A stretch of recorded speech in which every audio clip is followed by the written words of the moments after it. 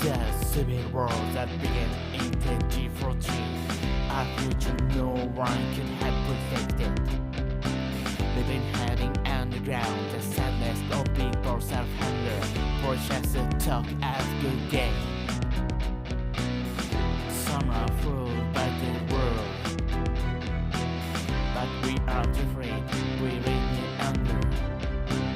We cannot escape this reality, enduring loneliness and darkness. Live in the midst of our world, without knowing our home, but we light up and fight, protect the world tomorrow. No one to help us in this situation. People who have lost a friend and family, left the only ways that shade our promises, but we will become as strong out joining the forces to escape from this hellish situation. When we overcome this sadness, a bright future awaits us, and we will be proud to help you overcome this struggle. The fight continues today. Oh, hey guys, it's Crusty Old Crow just here at a cabin we're renting in the Thousand Islands. It's actually just like a tent kind of thing with a lot of solar power and whatnot, but I figure I'd quickly drop in and just I have a tactical perspective I got to get ready for. The thing is, it's not for anything Hasbro, because for some reason you guys over there across this beautiful St. Lawrence River down in the States, you guys can get everything in this wave. You can get Beachhead, you can get Shockwave and the Ram, you can get your Tiger Force Roadblock and Tripwire, you can get, did I say Beachhead already? Yeah, Torch, Jinx, Dock, and Night Creepers. I've seen reviews on all of them. Good for you, I love you. You guys did a great job reviewing that stuff. Man, am I jealous. I got the eel. That is all. Nothing else is showing up to this point, except this here chipmunk. It's ridiculous. Sitting back and watching it, and like I said in one of my lives, I don't care. I'll get them all when I get them, right? It's gonna happen. I'm just a waiting game, because I had guys like Aaron telling me, I gotta send you all this stuff, man. I can't believe you don't have this yet. I'll send you Beachhead. I love you guys, but no, it's the point isn't that I don't have it. The point is that I've lost the ability to do a fresh review on it by being Canadian and having a different distribution rate. So we're gonna just stop bitching about Hasbro, because that's not what this is about today. You guys will notice I brought Leonidas out here with me. Him and Flashbag, they've come with me on this little vacation to this here tent that I've been talking about, and I'll show you that in the background. That's where I'm staying. One solar panel, that's all the electricity you get. No Wi-Fi, no none of that. So I got him and I got Flashbang here, but you know what, found it washed up on the shore. It was almost like somebody over the States, like maybe it was Legend Series or Punk. I'm trying to think of who lives up in New York, Detroit. It's got to be Legend Series or Punk or somebody in the New York and Buffalo region. So must have thrown this on the water, because we're going to do Shepherd today, boys. Thank goodness, thank God. All right, let's get this thing kicking off. And see, now the nice part about doing audio and voiceover work a week later is that you don't have to put up with the background noise as much. As you can see, I've canceled that out. Wicked. Let's begin. So I'll summon the file card, because that's something Delta-17 does, right? They do the file cards on the back. They don't waste the back of the space of the product, and they know exactly how much we love this. So I'm going to read this file card to you, as I usually do. And it says the following. Shepherd, Delta-17 squad leader, age 43. His real name is James Washburn. His birthplace was Philadelphia, Pennsylvania. He was his rank is a second lieutenant. As the field commander of Delta-17, Shepherd doesn't flinch when the bombs start dropping and the bullets start flying. That's the moment when he feels the most at one with himself. He's seasoned but not cynical, hardened but approachable, has high expectations, but is fair. Shepherd's whole adult life has been about the military, joining the Army at the age of 18 and soon transferring to the Rangers. His last posting was as a member of the U.S. Army Delta Force before Being personally selected to lead Delta-17. Shepard is brave, bold, and task-oriented. He's exactly as a field commander should be, and then some. And it also says at the bottom, the toy features are a removable helmet, removable/reversible night vision goggles, stowable shotgun, which clips onto pack. And there you go, guys. To the left and the right, you see the other figures in this wave. Great use of file card. But I see holes. Oh, I'm sorry. I do. Yeah, Steve and Ken and all of them have made a great line over with Delta-17. So I always feel bad when I apply my tactical perspective to something where, I've actually met the owners. And when I say I always feel bad, I mean just now, because this is the first time it's ever happened. So, but I do have to say, there's a logic flaw that I see either in what isn't being described about Shepard, or maybe what is being described. At age 43, to know that he enlisted at age 18, and that he is now, oh, nice hands, good hands, great footage. Don't correct that, leave that in. Anyways, keep going, you. Yeah. 43, and he's a second lieutenant is what I'm getting at. And he's been at it for quite a while, guys. I feel like what's missing is a whole career as a non-commissioned member, meaning that he started off as a private, probably worked his way up to sergeant or even warrant officer, and then took his commission to become an officer after that. And he would begin his career again with Delta-17, brand new officer, but very experienced with his time as an NCM. I feel like that's kind of what we're looking at with this guy, but it's not described on the file card. Otherwise, the logic is that he has not been able to progress through the ranks in all of his careers, despite his records with the Army Delta Force and all the missions he did since the age of 18. And I find that a little hard to devour. I digress. Like I said, having an NCM commission over to an officer makes perfect sense to me. We see it all the time in the military. I just feel it's worth mentioning so people don't think he's a thud fuck who just happened to have an action figure and somebody gave him a team. Okay, so let's talk about that figure head to toe. You see you got that helmet, that bump helmet with the night vision goggles. This is a separate attachment. These are two pieces. Those goggles can be posed up or down, and they are just like with the classified line. Just this little detente male piece that connects to the female receiving end on the front of the helmet. It is a bit of a fumble to get it on there, but it does lock in there well enough. It's just be aware, tiny pieces, big falls. Okay, that helmet is removable. Later you'll see pictures of him with the skull cap and the red mask and the visor only, with no bump helmet. He looks cool either way. I like the face mask. I like the red offset with the black. I think it's really cool. And what really makes it even cooler, even though they don't have much for up-down articulation with the head movement, the left and right's fine, but that yellow buff that he wears, or the desert colored buff one that he wears, is a really nice offset to the color pattern they have, which is the black and the green, and then a bit of red right on the face and on the shells of his shotgun that are stored on his leg. Then it's his flesh tone. They wanted you to know he is an African American figure, and that is great because you wouldn't be able to tell from the face. And I think it's cool that they've done this with the representation. Articulation wise, it's your standard 3 3/4. Remember that just with the Leonidas, there we go. We got some better shots, by the way. Just like with the Leonidas, the wrists rotate, but the ankles don't. And I do feel like maybe that was a missed opportunity. But I do like his rolled up sleeves. I have an issue with the elbow joint steel not being, and same with the back of the shoulder, as you see, not being painted somehow. I wish there was a way to cover up this steel. I remember a lot of action figures have this problem. Is this just something that was never solved? I'll never know, because I just wasn't into 3 3/4 until now, since I was like probably 10 to 12 years old, or probably 7 to 10 years old, somewhere in that age. So overall, I love the vest. I love that he's got his mags on there. I like that he's got ammo for everything. Ammo for his rifle, which he comes with. Ammo for his shotgun, which he comes with. And he's got a leg holster for a pistol that doesn't come off, just like the original Joe's never did. These wouldn't either. It doesn't make sense to have it that way. Shepard overall, the same issues I had with Leonidas I have with him as far as the articulation, which are very few and far between. You got good wrist bend, good wrist swivel, elbows, shoulders, all that other stuff. The butterfly, it's all good to go. So let's get back to things for a minute. Oh, we're back at the cabin. I wonder if this one was the one where he fell over all the time. He definitely doesn't have his goggles on.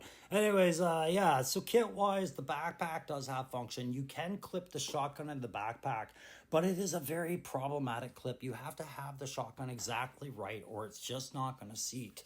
And if you knock it out, you'll forget how to put it back in if you're like me, and you'll fumble with it for a little while.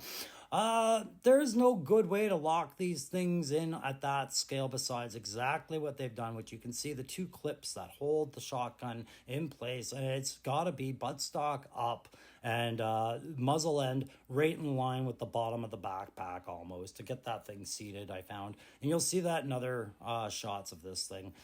The MVGs, clearly I haven't lost them. I just took them off for this, but I've mentioned enough about them. His other rifle has the dual tape mags, which I love that.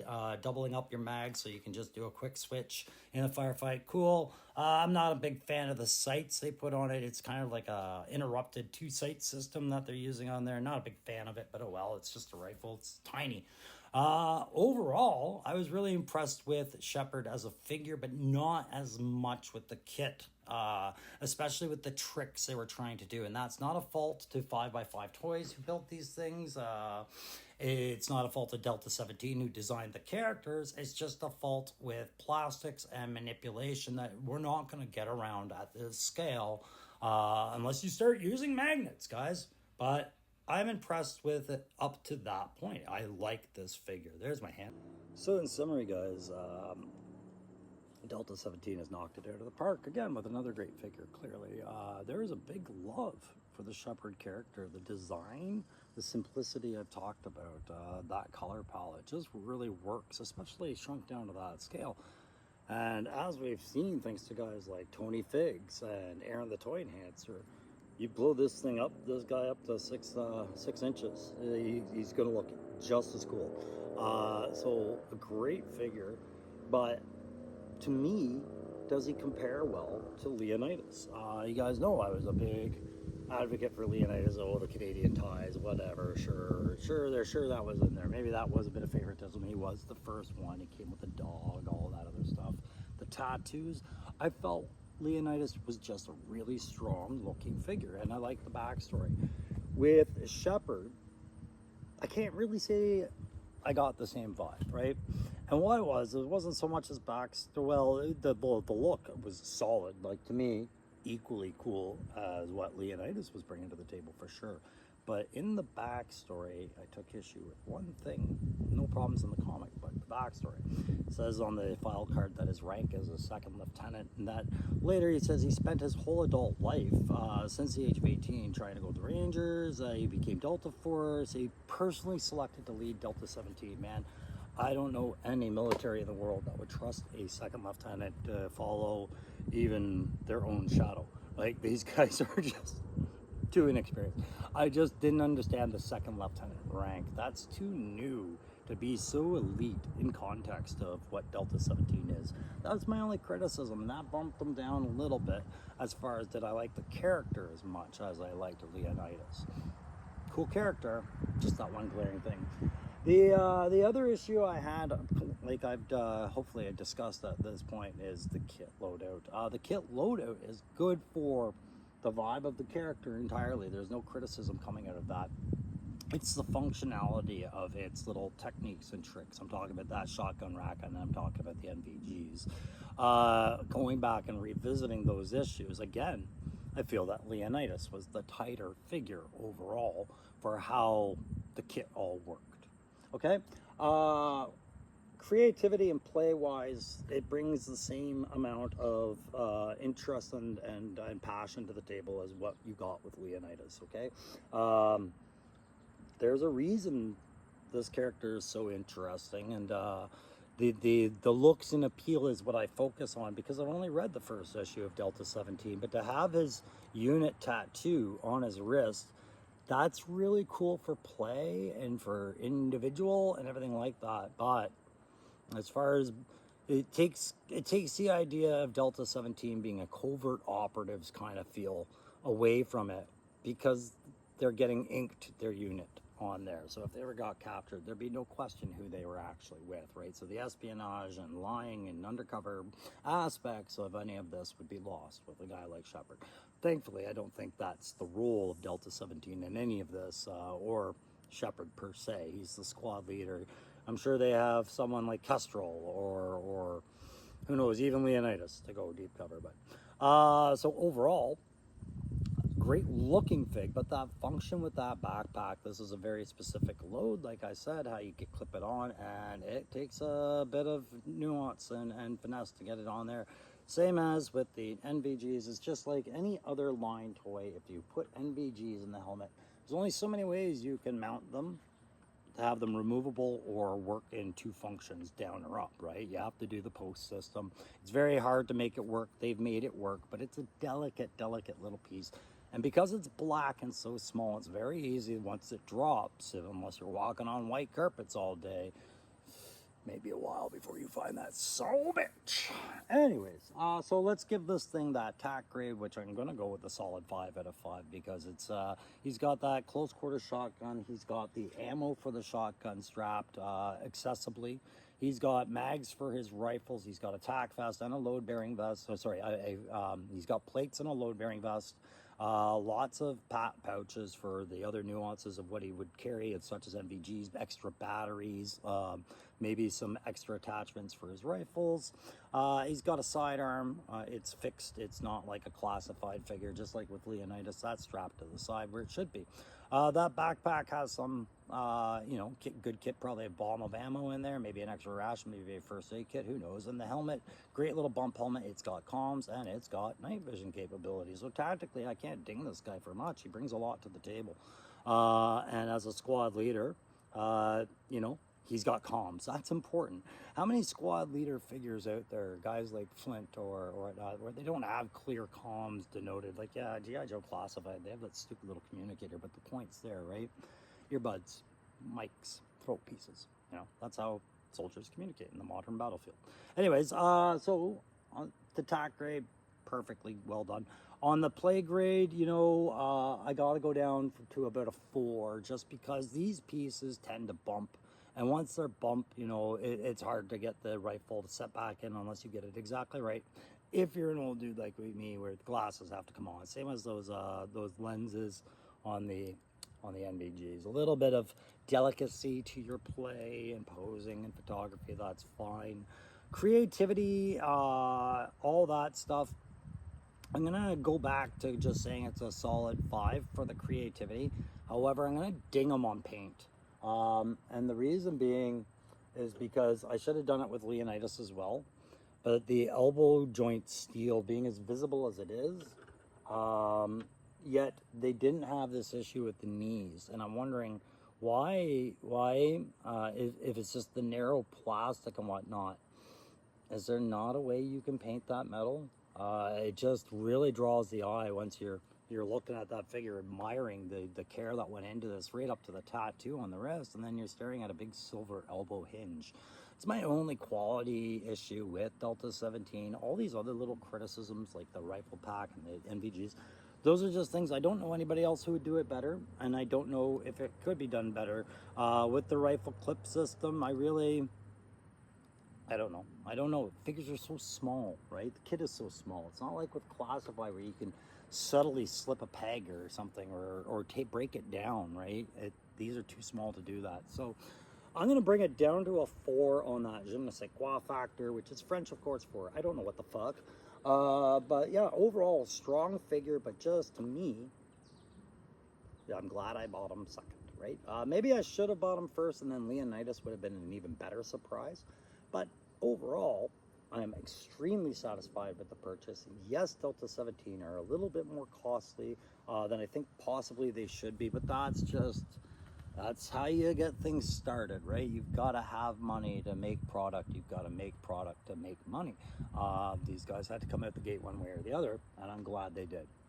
Maybe one day we'll see them in every store, and we'll see them on sale, and who knows, maybe Maybe those who need clearance ollies all the time to be happy will have a Delta-17 clearance ollies in the year 2030. Who knows, right?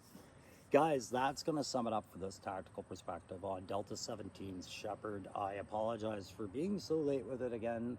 No, I rescind that. I don't apologize. I've explained it enough. We are in a big flux with the Crow right now. It's going to be a long couple of months, but I am going to squeak out some more reviews because, guys, this was my Delta-17 buy for the week. I will be ordering my next one next week. I think I'm going to go for either Jaguar or Rooster next, possibly.